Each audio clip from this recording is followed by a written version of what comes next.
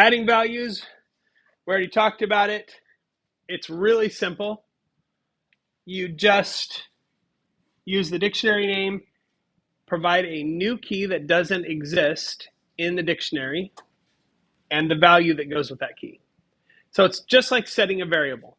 So we're saying this slot or this key inside the dictionary is equal to this new value. So you're just putting it in that spot in the bento box. In this case, you're creating a new slot.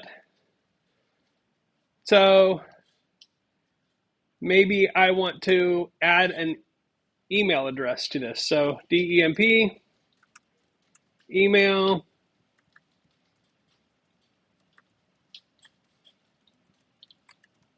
Okay, just like that. And now that's part of the dictionary. So the big thing to remember here is that if you do this and the key exists, it's going to replace what's there. If it doesn't exist, it will add that key and put that value in it. Okay, so the big thing to know there is whether or not that key exists.